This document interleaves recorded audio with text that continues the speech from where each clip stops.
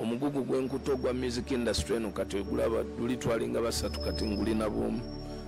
Ebyo byayogedde mboozi z'amalwa. Muguguki gwe yeetisse. Agute. Tosobola kuyita mu kkubo nga weewaanaze gwe mulaba.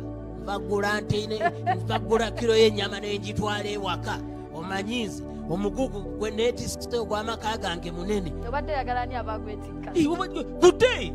Okiraba batte osigale nga tolina obere nga tolina mugugu. Oyo just yali mu nsi ye. Wambo bambe emisinga ensi wagiremeramu. Bwino jjajjamu wekaweka. Ngana bakwetolodde bagandi no kyoli kyoli.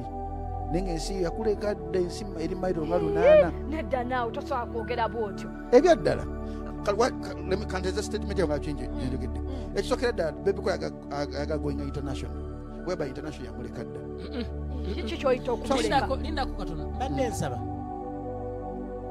Ekigambo kya international n'omuyimbi Munnayuganda tebisobola kubeera mu statement y'emu. Kawuma Sitenda agambye kwendi nnyo naye njagala tukkirize Camillion ne Bobi Wine bw'oba oyogerako music industry tosobola kubabuusa maaso naye Bebekulu kuba dda ebintu bye byakwesoma singa my main man Mr. Semakula yayogedde awo nandibulidde oyo naye aleesemu ensonga ye ya Golden Papa Mr. Semakula. Annange tunoonyako bizibu byereere. Tunoonyako bizibu. Takoze.